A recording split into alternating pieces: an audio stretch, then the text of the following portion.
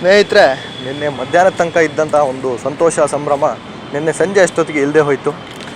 ಈ ಸಾವು ನೋವುಗಳಿಗೆ ಮುಖ್ಯ ಕಾರಣ ಯಾರು ಅಂತ ನೋಡ್ತಾ ಹೋಗೋದಾದರೆ ಅಭಿಮಾನಿಗಳ ಉದ್ವೇಗ ಒಂದು ಕಡೆ ಆದರೆ, ಇನ್ನೊಂದು ಬಹಳ ಮುಖ್ಯ ಇಲ್ಲಿ ಕಾರಣ ಸೋಕಾಲ್ಡ್ ಸರ್ಕಾರ ಅಂತಲೇ ನಾವು ಹೇಳ್ಬೋದು.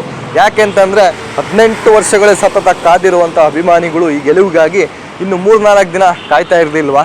ಅದು ಒಂದು ಕನಿಷ್ಠ ಜ್ಞಾನ.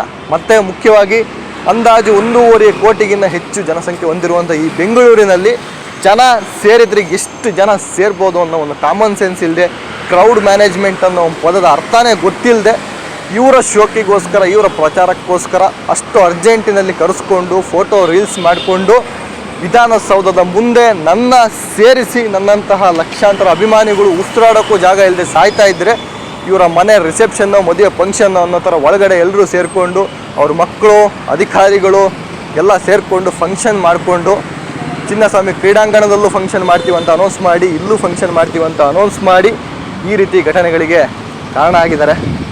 ಇದು ಒಂದು ಬಹಳ ದುರ್ದೈವದ ಸಂಗತಿ ಈ ಸರ್ಕಾರದ ಬಗ್ಗೆ.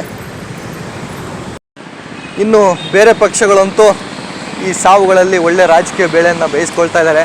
ಯಾವ ಪಕ್ಷ ಆದ್ರೂ ಅಷ್ಟೇ, ಜಾತಿಗೊಂದು ಪಕ್ಷ ಧರ್ಮಕ್ಕೊಂದು ಪಕ್ಷ ಅಂತ ನೋಡಿ ಓಟ್ ಹಾಕೋವರೆಗೂ ನಮ್ಮ ದೇಶದಲ್ಲಿ ಇದು ಯಾವುದೂ ಕೂಡ ಬದಲಾಗುವಂಥ ಸಾಧ್ಯತೆ ಇಲ್ಲ. ಹಾಗೆ ಈ ಘಟನೆ ನೋಡಿದ ಮೇಲೆ ಅನಿಸಿದ್ದೇನೆಂದರೆ, ಜನರು ಕೂಡ ಮಾನವೀಯ ಮೌಲ್ಯದ ಪಾಠಗಳನ್ನು ಕಲಿಯೋಂಥ ಅವಶ್ಯಕತೆ ತುಂಬ ಇದೆ. ಯಾಕಂತಂದರೆ ಎಲ್ಲರೂ ಕೂಡ ರಶ್ ಇದ್ದರು, ಇಲ್ಲ ಅಂತಲ್ಲ, ಪರಿಸ್ಥಿತಿ ಭಾಳ ಕೆಟ್ಟದಾಗಿತ್ತು. ಆದರೆ ನಿಂತವರು ಅಲ್ಲಿ ಬಿದ್ದು ಒದ್ದಾಡ್ತಾ ಇರೋರಿಗೆ ಒಂದು ಸ್ವಲ್ಪ ಕೂಡ ಜಾಗ ಕೊಡದೆ ಅವ್ರ ಮೇಲೆ ತುಳಿದು ಅವ್ರನ್ನ ದಬ್ಬಾಡಿ ಈ ಥರ ಸಾವುಗಳಿಗೆ ಕಾರಣ ಆಗೋಕ್ಕೆ ಒಂದು ದಾರಿಯನ್ನು ಮಾಡಿಕೊಟ್ಟಿದ್ದಾರೆ.